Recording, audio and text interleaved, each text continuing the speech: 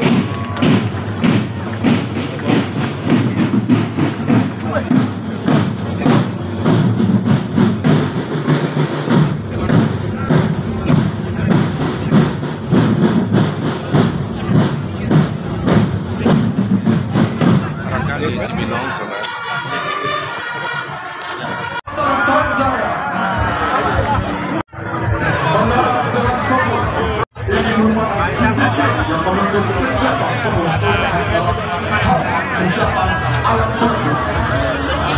Semua kaki menjejakkan pesawat dan tubuh bebas udara, mengecekkan alat terjun. Berikan tepuk tangan yang meriah. Peterjun kena berdarah dengan sempurna. Boleh lihat kamera? Mohon izin. Kamera tengah izin. Mohon izin. 1, 2, 3. Sekali lagi. 1.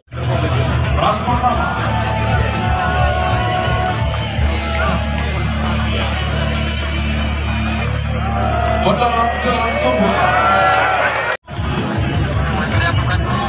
Peterjunan peran kedua.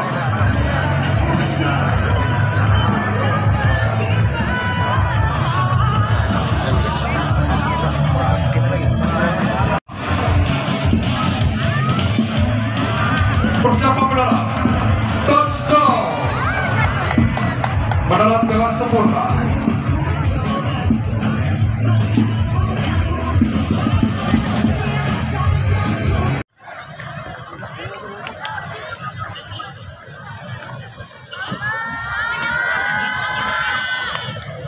Kesetiaan, tetapi dibanding laki-laki romantis hanya ada di hadapannya, di belakangnya dia mengkhianati cinta.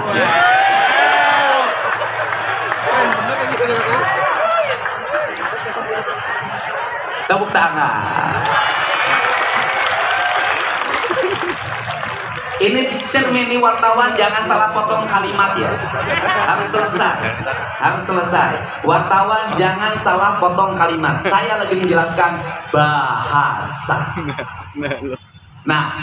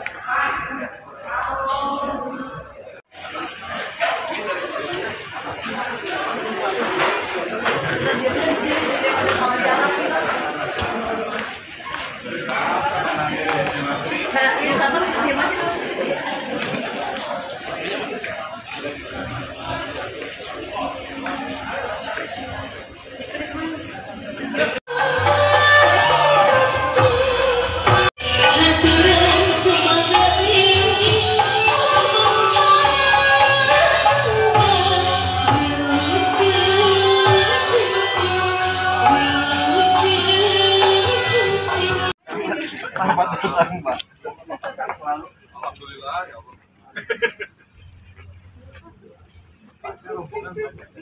Bang, bener dong, beneran. Biar kasih jalan. Anggap Bapak masih bagian dari sini lagi. Mendingan Pak begitu. Ucup, sini. Pak Ucup, sini. Apa? Apa sini? Marurah. Ini. Sudah.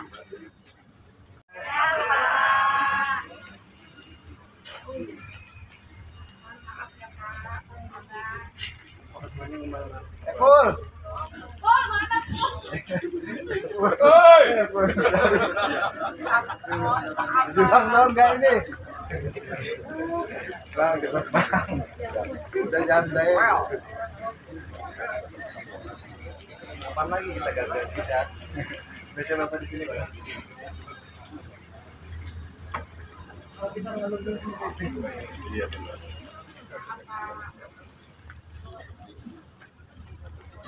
Bogor dalam rangka sidang paripurna istimewa Hari Jadi Bogor ke-543.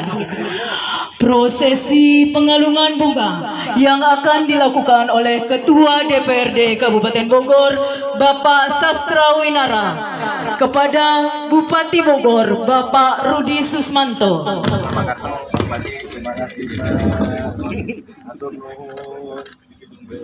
Serta kepada Wakil Bupati Bogor,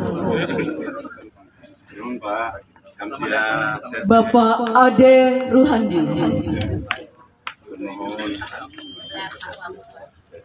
beserta rombongan.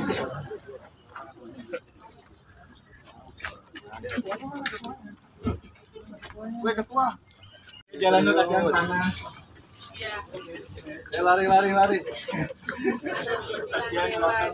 Oh, yang bagus tuh di pas-pas di belakang. Atau kita mau nyanyi dulu selagu 2 lagu.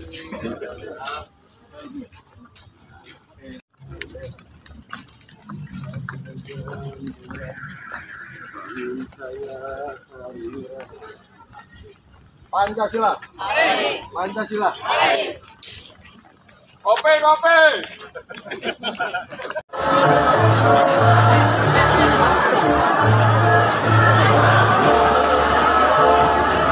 Keadaan cuaca dan objek pengamat.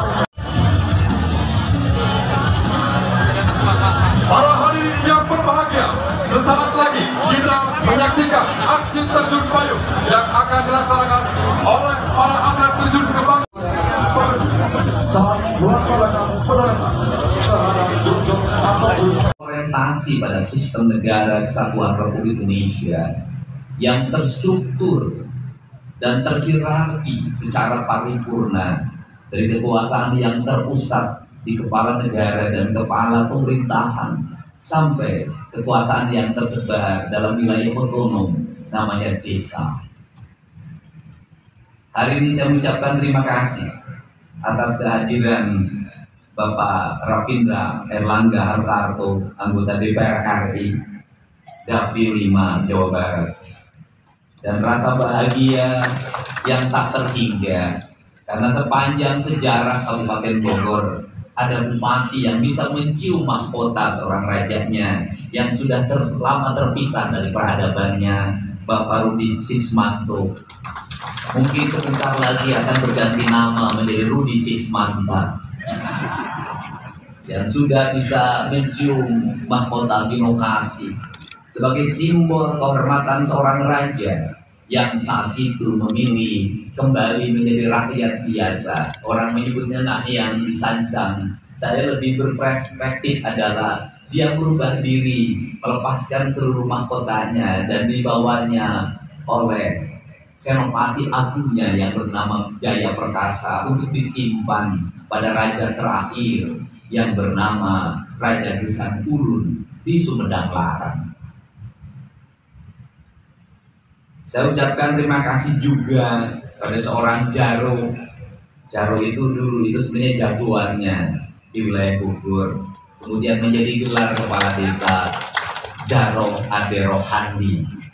Bisa berubah menjadi nanti Jaro Ade Rohando bisa. Sama keluarganya saya ucapkan terima kasih juga kepada seluruh Forkopimda Kabupaten Bogor. Ada Pak Ketua DPRD, Pak Dandim, Pak Kapolres, Kepala Kejaksaan Negeri, Ketua Pengadilan Negeri, Ketua Pengadilan Agama, dan Lanut Atang Sanjaya, bukan Atang Sonjoyo. Kemudian saya ucapkan terima kasih pada pimpinan dan anggota DPRD Kabupaten Bogor, para sesepuh, bini sepuh, tokoh masyarakat, tokoh agama, tokoh adat. Kemudian juga ada mantan Bupati Bogor, Ibu Nur Hayati yang lebih terkenal dalam lagu dangdutnya Nur Hayati. Kemudian Bapak Asmawasi Tepu, nah ini orang Batak, pernah menjadi PJ Bupati Bogor. Terima kasih.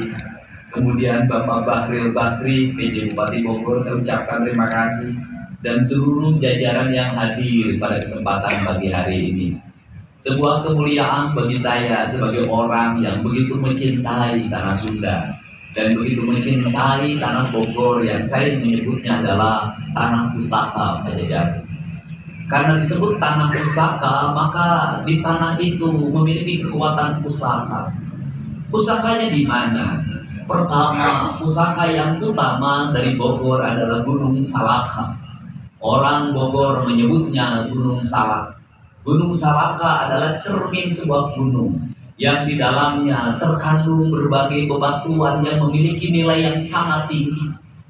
Karena memiliki nilai yang sangat tinggi, maka Pakuan Pajajaran memerintahkan sebagai negara yang berdaulat, sebagai negara yang gemah ripah repeh rapi, sebagai negara yang kertara harja, maka tidak ada alasan untuk merusak Gunung Salak, tetapi harus menjaganya. Kenapa harus menjaganya? Dari Gunung Salaka itu lahirlah karbon yang sangat kuat bagi kehidupan manusia untuk hidup bernapas dengan sehat. Dari aliran gunungnya mengalirlah air-air yang jernih yang melahirkan kerokan sungai yang indah, melahirkan hamparan sawah yang terhampar dengan indah, melahirkan landscape pegunungan yang indah, udara yang sangat dingin, melahirkan sebuah peradaban yang lama sekali terbangun, sehingga pemerintah Inggris, pemerintah kolonial Belanda meletakkan Bogor sebagai pusat dari sebuah peradaban negara. Maka dibangunlah Batu Tulis, maka dibangunlah Istana Batu Tulis. Batu Tulis adalah cermin bahwa seorang pemimpin lebih baik meletakkan kerangka dasar dalam tulisan batu yang abadi dibanding membuat kerangka pembangunan yang hanya mengukir di atas air. Maka pemimpin Sunda guratnya adalah gurat batu. Karena gurat batu dia memiliki sifat kukuh kadu janji, delanca linci luncat mulang udar tina tadi gadang. Dia istiqomah, telumbut kalindungan tegedap keanginan, tecuut karu piden teponteng kanu koneng. Apa artinya? Dia memiliki pendirian yang kukuh. Biarkan badai menerpa dirinya, biarkan nyinyiran menyerbu dalam kalbunya, biarkan rakyat meninggalkannya, tapi dia tidak akan pernah legam dan hilang oleh perubahan politik. Kenapa? Karena tulisannya ada di atas batu. Karena tulisannya di atas batu, apa pelajaran penting bagi kita para penyelenggara daerah, para penyelenggara pembangunan? Letakkan pembangunan dalam kerangka filosofi yang sangat kuat untuk kepentingan jangka panjang. Jangan pernah tergoda oleh pendekatan jangka pendek. Jangan karena tergoda oleh pendapatan yang besar, tapi itu memberikan kerugian bagi pembangunan daerah ke depan. Orang Jawa bilang alon-alon asal kelakon. Orang Sunda bilang adalah kekeh mikre sanajan gunung satantungan mumuncangan ayah sahana punana. Apa artinya? Biarkan kita bergerak dalam kerangka yang lambat, tapi kita meletakkan dasar-dasar seni pembangunan yang kuat untuk kemajuan masa depan.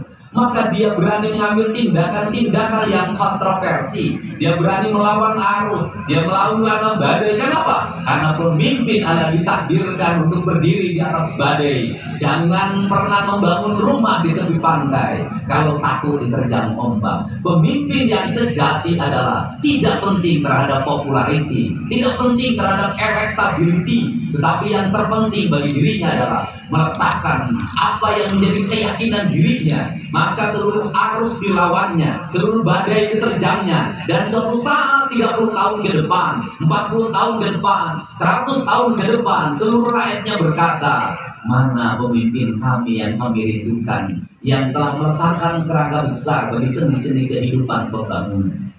Di depan saya ada sebuah bangunan dengan atap julang apa? Apa itu julang?